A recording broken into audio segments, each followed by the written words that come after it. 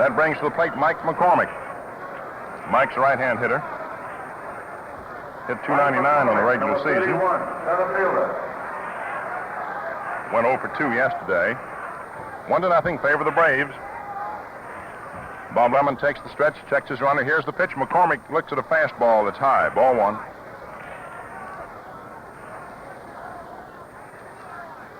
One ball, no strikes. Lemon ready. Salkeld leads away from first. Here's your pitch.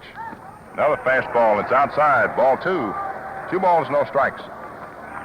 Lemon hasn't seemed quite as sharp so far as we have seen him during the course of the regular season. Sometimes pitchers start out a little shaky and then regain that special touch of theirs. Perhaps he will. Now he throws. McCormick takes. Strike called.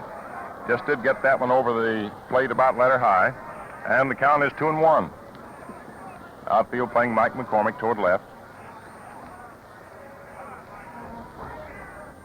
1-0 favor the Boston Braves. It's the last half of the second inning. Now the pitch. McCormick bunts and pops it up in the air. Lemon races fast, grabs it in the air, flips over to first, trying for the DP. Can't make it, but there's one away. Mike McCormick attempting to drop a bunt by surprise down the third baseline. He didn't square away, as one will normally do in an effort to sacrifice.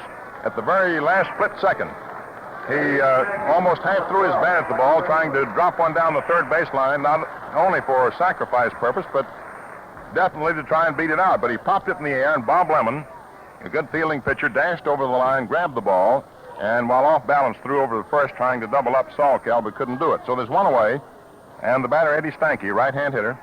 First pitch to him is a pitch out. There's a throw down to first base, not in time. Jimmy Hegan, figuring that the Boston Braves might be putting on the hit and run, called for a pitch out on the first delivery by Bob Lemon. Whipped his throw down to Eddie Robinson, but it was not nearly in time. The hit and run not being on. Ed Stanky stands deep in the batter's box, slightly open stance, in close to the plate. Eddie Robinson just in behind the runner. Here's your pitch, and it's outside for ball 2. Outside and a little high. The outfield is not too deep for Stanky. They're about straight away. Lou Boudreau is in halfway at short and over close to the bag at second. Joe Gordon's in about the same way and over near the bag. Here's your pitch. Swung on, bounced off the plate and off the foot, too, of Eddie Stanky, and Bill Summers calls it foul. So it is a 2-1 count.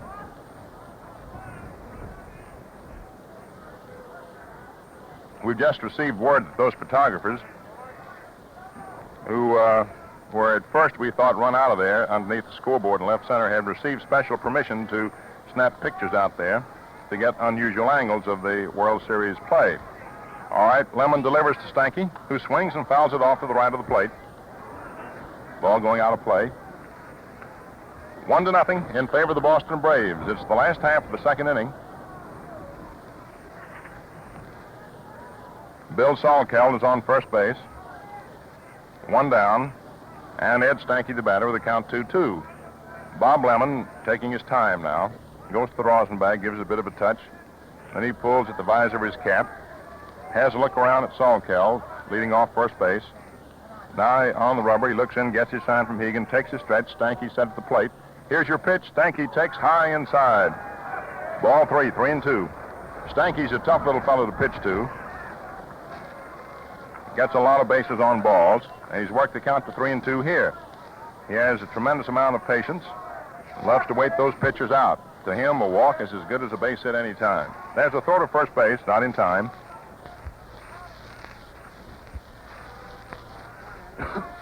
Again, Lemon is all set for his 3-2 pitch. Checks his runner. There goes the runner. The pitch is taken, and it is high for ball 4. Stanky walks. That moves Salkeld down to second. Bill was running.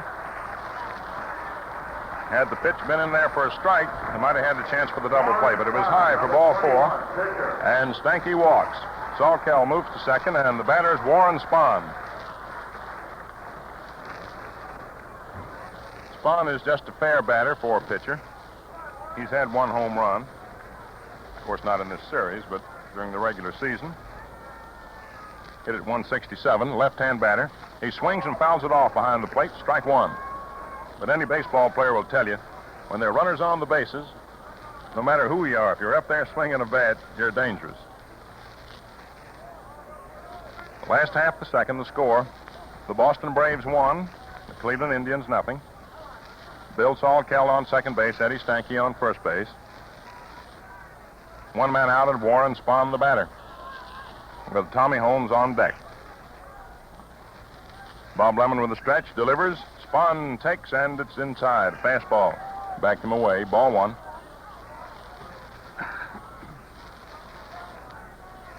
One ball, one strike, one out, 2 men on. Game moving at a comparatively slow tempo as compared to yesterday's game. Here's your pitch. It swung on, foul tip for strike 2. I'll say one thing. Spahn takes a good cut of the ball. Billy Southworth, coaching at third, claps his hands together, hollers some words of encouragement up there to the batter. Freddie Fitzsimmons coaching at first base today for Boston. Johnny Cooney was on the coaching line at first base yesterday for the Braves. Outfield straight away for Warren. Bob Lemon delivers. The pitch is swung on and fouled off at the plate. Bill Summers' booming voice heard all around Braves Field. Whenever Bill Summers makes a decision, you know it. Everybody knows it. He's very decisive about it, vocally speaking as well. Or is that redundant, Jim, to say vocally speaking? Bobby Lemon all set. Salkeld leads off second. Stanky off first. One away. Here's your pitch, and it's outside. Ball 2, 2-2 the count.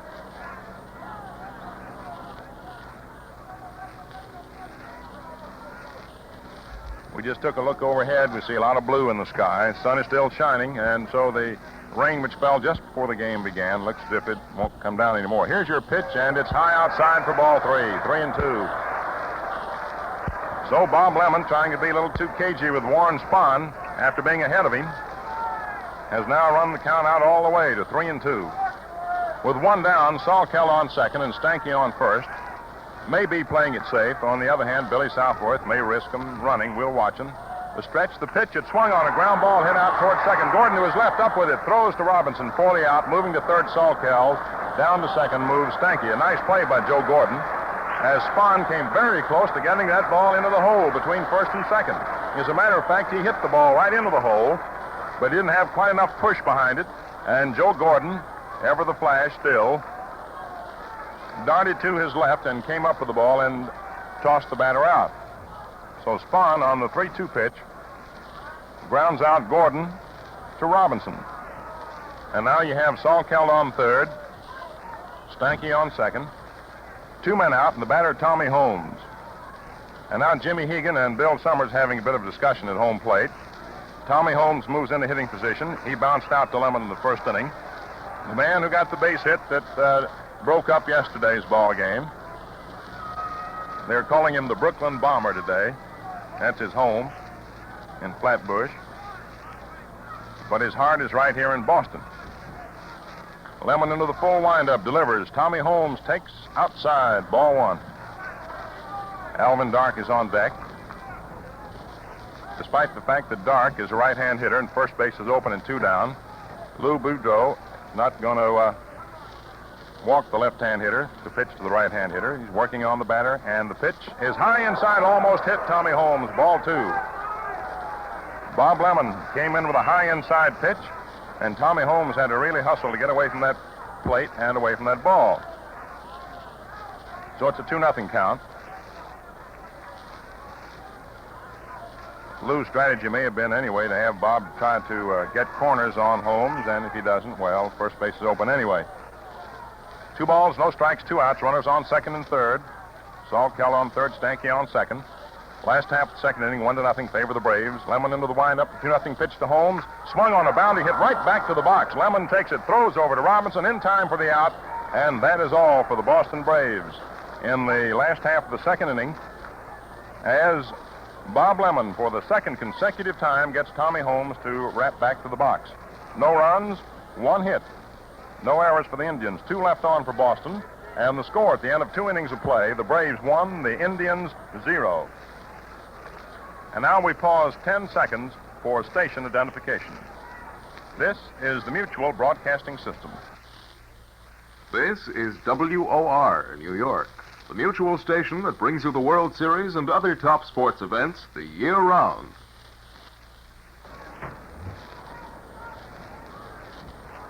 This is Mel Allen with Jim Britt speaking to you again from Braves Field in Boston, Massachusetts, where under the sponsorship of the Gillette Safety Razor Company, we are bringing you the play-by-play description of the World Series between the Cleveland Indians and the Boston Braves. This is the second game of the series. The Braves lead 1-0 as we go to the top of the third inning. Warren Spahn, the left-hander, trying to follow up Johnny Sain's brilliant shutout victory yesterday. All set to work on the leadoff man for the Indians in the top of the third. And it'll be Bob Lemon. Bob, a left-hand swinger, a good hitter. As you know, he was an outfielder and an infielder before he became a pitcher. Spahn into the windup, delivers. Lemon takes inside, ball one. Lemon hit .286 on the year. Frequently used as pinch hitter. Warren Spahn ready. Into the windup. Round comes the left arm. In comes the pitch. Lemon swings and hits a blooper out into left field. Waiting for it is Rickert, and he takes it for the out. So there's one away. Rickert hardly had to move to get that one. Bob Lemon flied to Marv Rickert in left. And now we go to the top of the order for Cleveland to pick up Dale Mitchell. Mitchell fouled out to Bob Elliott in the first inning. Dale still has to break into the hit column in the World Series. Yet he hit .335 during the regular American League season, one of the top hitters in the league.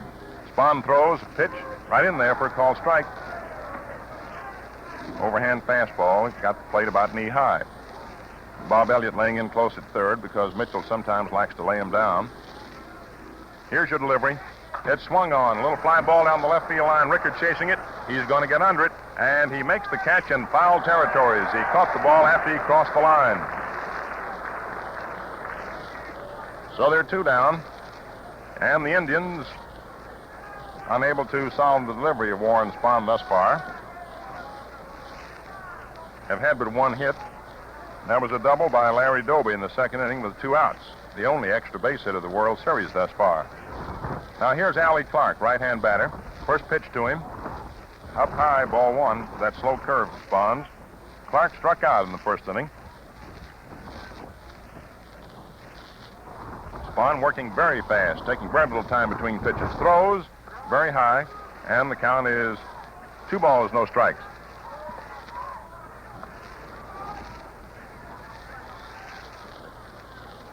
Two nothing count on Allie Clark. 1-0 favor the Boston Braves. Top half of the third inning.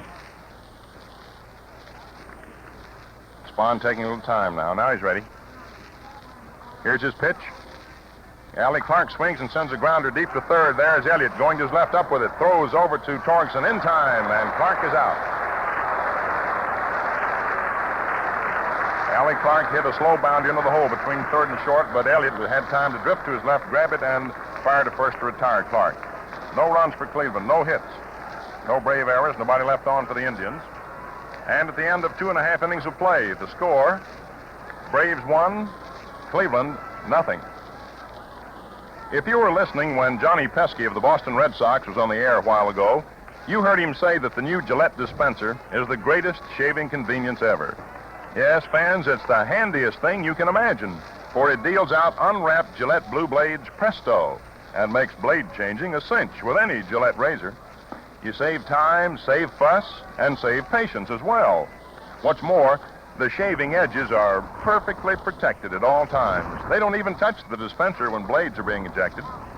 Enjoy extra shaving convenience. Buy Gillette Blue Blades in the new Gillette dispenser.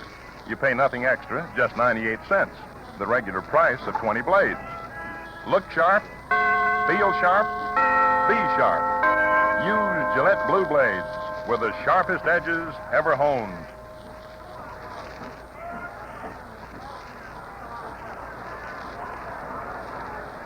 Coming into the last half of the third inning, it's Alvin Dark leading off for the Boston Braves, right-hand hitter. Dark was safe on an error by Joe Gordon in the first inning. That opened the gates to the Braves' lone run. Here's a pitch, and it's outside from Bob Lemon for ball one. That error on Dark's bounder was followed by successive base hits on the part of Torgerson and Elliott to produce the run. A pickoff play prevented another run from being scored. Dark looks at a fastball over for a called strike, 1-1. Outfield playing Dark toward left.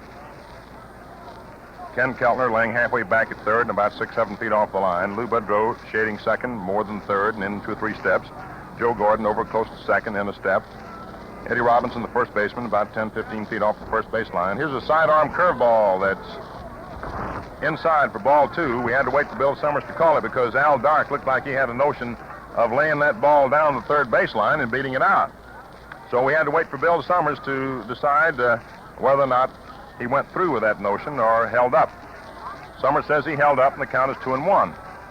Now the pitch, sidearm fastball is swung on, lined over Boudreau's head into left center field for a base hit. Mitchell races over to cut it off. Dark rounds first, puts on the brakes, and goes back to first base as Mitchell played that ball beautifully to keep it from going through for extra bases. Doby was over there to help him, but Dark is on with a line single to left field as he lined that ball directly over Lou Boudreau's head.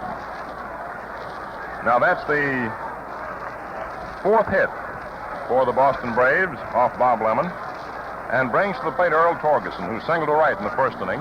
Left-hand batter. Lemon with a stretch, checks his runner. Here's your pitch, and it's outside, ball 1. Jimmy Hegan, after catching that ball, took a fast hop to the left of the plate, and that arm cocked ready to throw. Activity in the Indians' bullpen.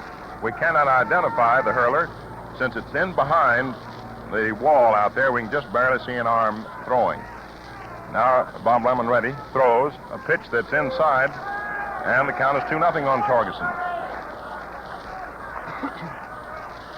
This is a very tough ballpark in which to hit home runs due to the wind constantly blowing off the river just in back of the fences.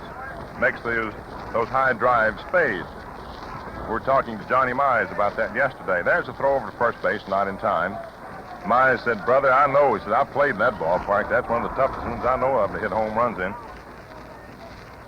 2 balls, no strikes. Earl Torgerson, the batter. Al Dark on first base. Another throw over to first base, not in time. Lemon trying to keep the runner close. Dark is speed merchant. The stretch by Lemon. Checks his run. Another throw over to first base. Evidently and of course not in time, evidently the Indians suspect the hit and run. With the count 2-0 on the batter, it's a perfect time for it, inasmuch as that's a favorite pitch for batters to swing on. Since the pitcher being behind, has got to come in with something over the plate or be really behind. All right, there goes to the fronter. The pitch is swung on and foul off, coming right back here. Might catch it, Jim. Almost. We almost had to pause, not for station identification or anything, but pause to catch a baseball here. We won't give Jim an error on that one because he had to go to his right to try and get it. 2 balls, 1 strike. Earl Torgerson, the batter. Bob Lemon looks in to get his sign. Kenny Keller in on the grass at third.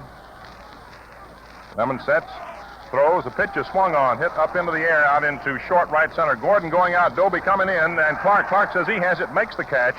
And Al Dark, who was almost halfway to second, goes back to first. That was the type of ball that could have caused trouble. It was hit in that Texas League part of the outfield in right center. You had Larry Doby coming over from center, Allie Clark from right, Joe Gordon going out, and 3 men hollering and trying to make up their minds as to which one should get it. And finally, Clark called for it. He took it. So there's 1 down, and the batter now, Bob Elliott, right-hand hitter who singled to right in the first inning. Lemon with a stretch, checks Dark leading off first. Robinson holding the bag against him.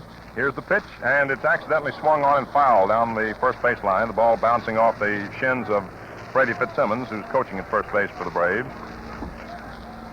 That reminds me of a time when Freddie was pitching in a World Series game, and the ball was hit right back to the box and hit his knee.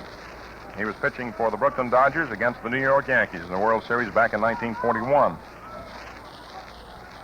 He was pitching a great ball game, too, for a guy who, in a sense, was past his prime. Bob Lemon all set to work again on Bob Elliott. Dark moves off first. Here's your delivery. And it's a curveball. It stays high and outside, and the count is even up now at 1-1. 1 ball, 1 strike, 1 out. Last half of the third inning, the Boston Braves won, the Cleveland Indians nothing. Second game of the World Series. The scene shifts tomorrow to Municipal Stadium on the shorefront of Lake Erie in Cleveland. Here's your pitch. Elliott swings and he misses. There's a throw down to first base and the tag, but not in time. Dark with a headlong slide gets back in. And as a sidelight, Hegan's throw was almost into right field. That ball kept rising. 1 ball, 2 strikes to count. Bob Elliott out of the batter's box now, moves back in hitting position. Outfield around toward left. Kenny Keltner's backed up at third, about 5-6 feet off the line. Not looking for Elliott to hit anything right down the line. Boudreau in halfway at second, at short, over near second. Here's the pitch, swung on and missed by Bob Elliott for strike 3 as that curveball had him rippling and missing. So it's strikeout for Bob Lemon, 2 down, and the batter coming up now is Marv Rickert. Rickert struck out in the first, and Bobby Lemon seems to be settling down just a little bit. We don't know whether or not he had a case of jitters as the game started. After all, it's his first start. There's a throw to first base, not in time. First start in the World Series, you can't blame him. There's another throw to first base, not in time. He's really trying to keep that Dark close. After all, it's the goal, the dream of every ball player, and the pressure's really hot and heavy all the way. But now he's used to it. He's ready to pitch now to the left-hand-hitted Rickert. The pitch, swung on, little roller, hit out toward the mound. Lemon takes it, throws over to Robinson in time for the out, and Rickert is out. Lemon to Robinson. I like the way that Lemon fields his position. He's like a cat. I guess he's perhaps the best fielding pitcher we've seen in the World Series. This is an offhand thought since Harry the Cat Burkeen. No runs for the Boston Braves in the last half of the third inning. 1 hit. No errors for Cleveland. 1 man left on for Boston. And at the end of 3 innings of play, the Braves lead Cleveland by a score of 1-0. With your 3 inning totals, the Braves 1 run, 4 hits, no errors. Cleveland, no runs, 1 hit, 1 error. The 1 run for Boston, for you late tuners in, came in the first inning when with 1 away, Alvin Dark's bounder was fumbled by Joe Gordon for an error, and then there were successive singles following by Earl Torgerson and Bob Elliott. So that's the situation as we get ready to move now into the top half of the 4th inning. And it's going to be the brilliant shortstop and manager of the Cleveland Indians, Lou Boudreau, who will be leading off. I, for one, and baseball observers whom I've had the pleasure of talking to in the last few days, in addition, will never forget one of the most sensational performances anybody has ever seen in the clutch, and Lou Boudreau in that playoff game at Fenway Park on Monday. Warren Spahn throws, Lou takes outside, ball 1. He went 4 for 4. He sparked his club to win that pennant in that playoff. It was a tremendous individual performance. Now Warren Spahn's delivery to Lou. Swung on. There's a drive out of the right field. It's in there for a base hit. It'll be in there for extra bases. There is Lou rounding first, digging for second. The ball being chased out of there by Tommy Holmes. Boudreau goes into second, standing up for the double as the throw comes into Eddie Stanky. And that's the second extra base hit in the World Series. Larry Doby got the first one in the second inning, a double to left center. And now Lou Boudreau doubles into the right field corner as he hit a line drive down the right field line with the outfield pulled around toward left. And that brings to the plate Joe Gordon. There's activity now in the Boston Braves bullpen. It's Red Barrett, a right-hander, warming up. And that for the Indians makes hit number 2 in the ball game. Now Joe Gordon, who grounded short in the second inning, is up the outfield toward left. Warren Spahn throws. Gordon swings and lines one down the left field line, and Rickert going for it, can't get in. The ball goes foul at the last second. Foul by about 3 feet. Joe Gordon hit a tremendous line drive down the left field line by Marv Rickert, who was going at top speed toward the line. The ball soared by him, but when it hit the ground, it was foul by 3 feet up against the left field fence. It is 337 feet, incidentally, from home plate down the left field line into the corner, and 319 feet from home plate down the right field line into the corner. Joe Gordon really teed off on that one. Foul just by about 3 feet. All right, we're ready now. 1 strike on Gordon. Warren Spahn ready. Checks the runner. Here's the pitch. Gordon swings and lines one out to left center field, and it's in there for the base hit. Boudreau rounds third on his way to the plate. Here's Rickard's throw. It may be close. No, Boudreau scores, and going down to second on the throw to the plate is Joe Gordon.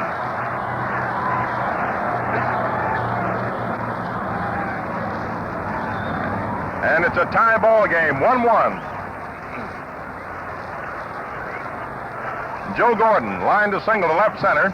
Marv Rickard fired to the plate, but Lou Boudreau outlegged the throw, and Gordon went to second on the throw to the plate.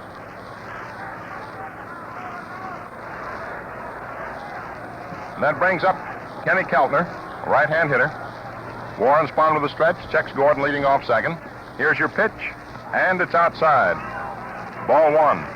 Joe Gordon, as we check quickly here, is the first batter in the World Series to get 2 hits.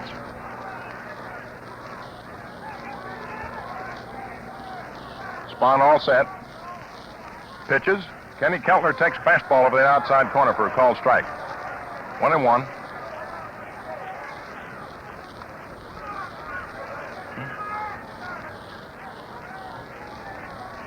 Larry Doby also has had 2 hits to keep our record straight. Now the pitch. Kenny Keltner takes strike called over that outside corner again. Fastball. Kenny comes out of the batter's box, reaches down, get a little dirt. Perhaps has a word or two to say to Bill Summers. 1 ball, 2 strikes. Score tied 1-1. Top half of the 4th inning. Lou Boudreau opened with a double to right field. Gordon singled to left center to score Lou and took second on the throw to the plate. Warren Spahn delivers now to Keltner, who swings and hits a fly ball down the left field line, going foul. Rickard racing over, getting under it, and makes the catch for the out. Gordon holds up at second base. He saw that the ball was going to be foul and went back to second to be in position to tag up, but then when he saw that Rickard was catching the ball fairly close toward third base, he decided just to hold at second.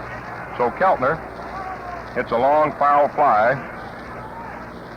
to Marv Rickard for the first out in the inning, and up to the plate now steps Larry Doby, who doubled to left center in the second inning.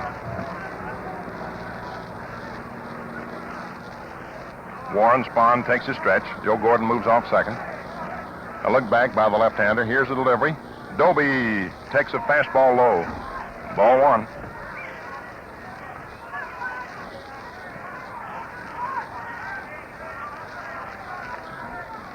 One ball, no strikes. Doby guarding that plate. Gordon moves off second. Warren Spahn looks back. Now he pitches.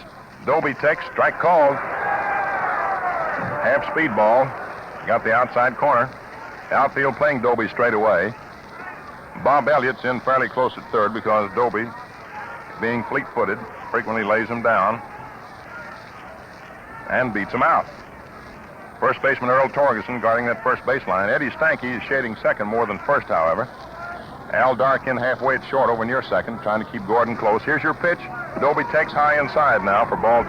2-1. It's a 1-1 ball game, top half of the 4th inning.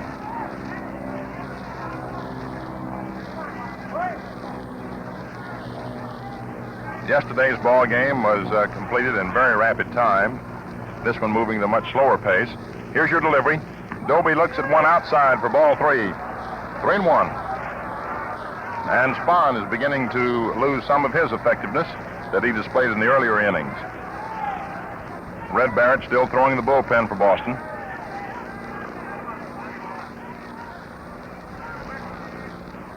Now Spahn checks with Salkel, ready. Has the stretch. Joe Gordon leads away from second base again. Here's your pitch. Doby swings and hits one into the hole between first and second on the ground to right field for a base hit. Gordon rounds third, digs for the plate. Tommy Holmes up the ball, throws it in. It's cut off by Torgerson. He throws to second. Sliding in is Doby safely. And the Cleveland Indians move out in front 2-1 as Doby hit one on the ground in between first and second into right field, scoring Joe Gordon from second base. Doby never broke stride. He rounded first, and he saw Holmes throwing to the plate. He kept going to second. Torgerson cut the throw off when he saw that he would not get Gordon at the plate and fired to Dark at second, but Doby's speed had him in there with a slide ahead of the tag by Dark. So Doby drives in a run, moves to second on the throw to the plate, and now here is Eddie Robinson, who swings and sends a drive down the left field line. Rickard going deep under it, makes a running catch for the out.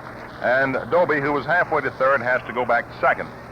Ed Robinson got hold of an outside pitch and drove it high and deep down the left field line, but Marv Rickert, who was able to get going, the ball was hit high enough for him to get under it and make the catch. Now there are two down, and Jim Hegan coming up. And Billy Southworth's strategy is to have Mr. Hegan put on. So they're going to walk him purposely. Jim Hegan is to receive an intentional pass. With 2 runs in, the Indians leading the Braves 2-1.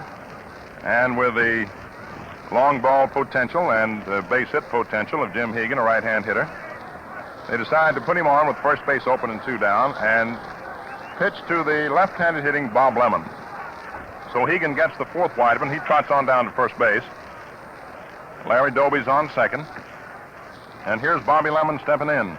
Fly to left field in the 3rd inning. He's a good hitter for a pitcher. Doby on second. Hegan on first. 2 down, 2 in. Top of the 4th, 2-1 Cleveland. The pitch.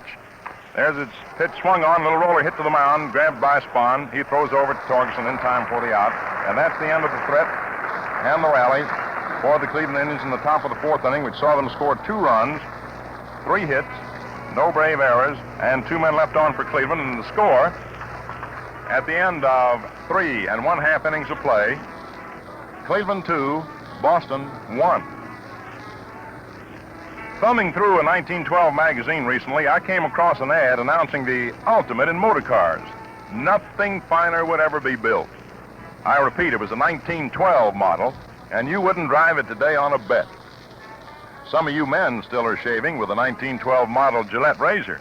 Originally, it was the finest razor money could buy, and if it has never been dropped and knocked out of alignment, it's still a good razor.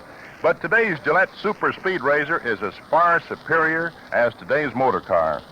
Hook on a blade from a Gillette dispenser, twist, and you're all set for the sweetest shave of your life. See the modern Gillette Super Speed razor, and you'll buy it. Complete with a 10-blade Gillette dispenser, it's a regular $1.50 value for only $1. And now we're ready for the last half of the 4th inning. Braves field, with the Cleveland Indians leading the Boston Braves 2-1 as they broke out in the top of the 4th inning with a brief display of their vaunted power. However, Warren Spahn was equal to the task, and along with the strategy of manager Billy Southworth, they got out of the inning without any further damage and lost their 1-run lead, but are trailing by but 1. And so, in the last half of the 4th inning now, the Boston Braves come to bat with Bill Salkeld leading off. He'll be followed by Mike McCormick and then Eddie Stanky. Bobby Lemon, who was off to a comparative shaky start, has seemed to settle down, has gotten accustomed to the World Series feeling and tension. Into the windup, pitches to Salkeld, who takes a fastball eye high. Ball 1. 1 ball, no strikes. You may be sure that should the score remain as it is, that there will be those among the wagsters who will say Lemon squeezed by 2-1 or something to that effect. But that's part of the ball game. Now the pitch. Fastball is low inside. Ball 2. 2 balls, no strikes. 2-1 ball game, favor the Indians, last half of the 4th. And when you say the Indians, you mean the Cleveland Club. The Braves of Boston, playing in the Boston Wigwam. Bobby Lemon delivers a pitch that swung on and foul tipped the plate. 2-1 the count. Salkeld really cut at that one.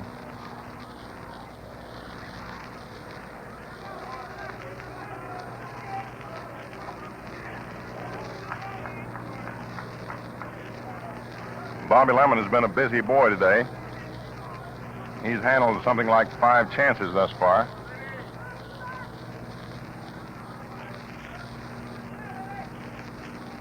The right-hander delivers.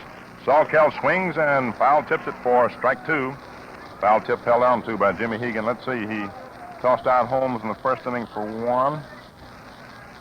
And again in the 2nd for 2. He caught a pop-up in the 2nd for 3. And he had a chance in the 3rd for 4. Had four fielding opportunities. 2 balls, 2 strikes to count on Bill Salkeld. The outfield playing him straight away. In comes the pitch, and it's a little high. Ball 3, 3-2. To complete the fifth one, as we told you, the pickoff play at second base, Lemon to Boudreaux gave him an assist. All right, the payoff pitch on its way. Salkeld takes high, ball 4. So Bill Salkeld continues to exert some sort of strange spell against Cleveland pitchers. It was Salkeld, you recall, who got the walk in the 8th inning yesterday, leading off. That paved the way for the lone run of the ball game and the Braves' victory. He singled to right in the 2nd inning. First time up today, and now he's just walked. That brings to the plate Mike McCormick, right-hand batter, who swings and sends a bounder into the hole between third and short out to left field for a base hit. Dale Mitchell grabs the ball in a big hop, throws in toward third. Holding second is Salkeld, and the Braves have something threatening here in the last of the 4th.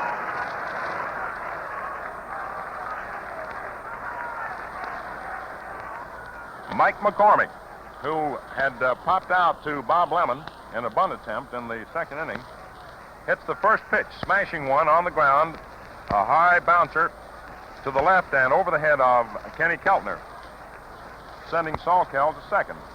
That brings up Eddie Stanky. Now the Indians are looking for the bunt. Eddie Robinson way on the grass at first. Keltner hoping to anchor at third, but he's in on the grass. The pitch, Stanky takes it, and it's in there for a called strike. There's activity in the meantime in the Indians' bullpen.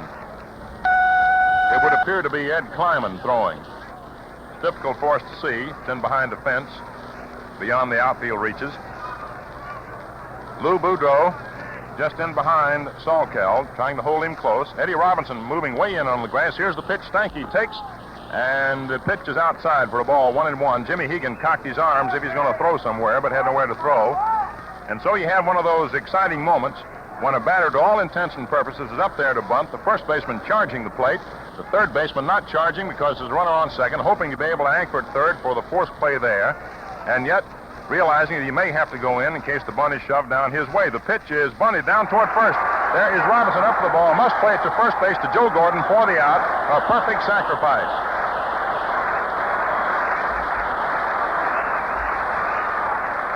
Eddie Stanky bunts one down the first baseline. Eddie Robinson fielded, had only one play to Joe Gordon, who covered first, and that moved Salkeld to third and Mike McCormick to second.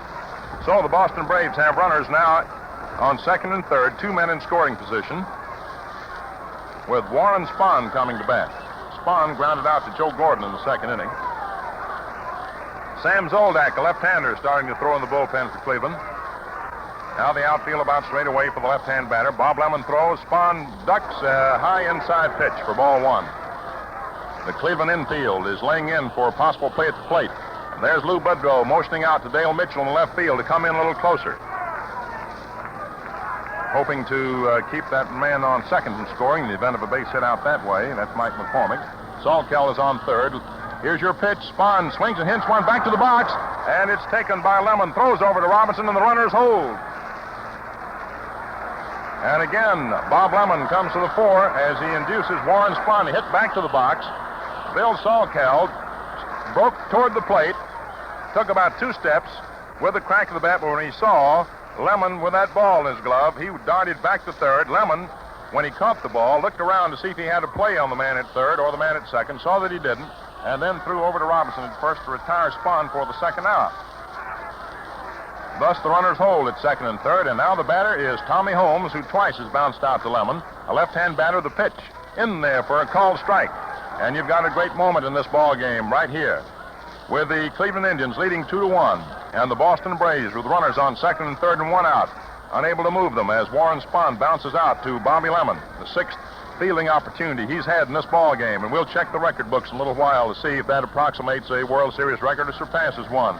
The right-hander throws, and Holmes takes outside for a ball, and the count now is 1-1. And the fans seated here at Braves Field are not hollering too much at the moment. They're ready to explode, but nevertheless inside them, their hearts are pounding, pulses are racing. It's indeed a great moment because the Indians are out in front 2-1. A base hit will put the Braves in front by a score of 3-2. So here's the pitch. Tommy Holmes takes inside. And the count now is 2-1 as Bobby Lemon bearing down out there trying to get Tommy Holmes out. Indians are aware of what Tommy Holmes did yesterday in the 8th inning as he drove in the winning run in the 8th inning with 2 down. And you've got Dale Mitchell laying a little closer to that left field line today for Tommy Holmes than he was yesterday. Matter of fact, Larry Doby's a step or two over toward left center. Allie Clark playing right field is a step or two over toward right center. They're not playing Tommy to pull too sharply. You've got Bill Salkeld on third. Mike McCormick on second, 2 down. Bob Lemon throws the pitch high. Ball 3. 3-1, and they're being extra careful with Tommy Holmes.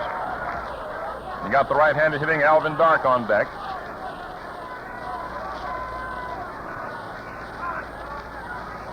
There were 2 men on in the second inning when Tommy Holmes came up with 2 outs, and he bounced out to Lemon. Now let's see what he does on this 3-1 pitch. Bob into the windup throws. Holmes swings and hits a fly ball down the left field line. Dale Mitchell goes over. He's getting under it, and he makes the catch for the out. And so the Braves threaten, but fail to score in the last half of the 4th inning. No runs, 1 hit, no Cleveland errors, and 2 men left on for Boston. The score at the end of 4 innings of play: Cleveland 2, the Braves 1 with your totals. Cleveland 2 runs, 4 hits, 1 error. The Boston Braves 1 run, 5 hits, no errors.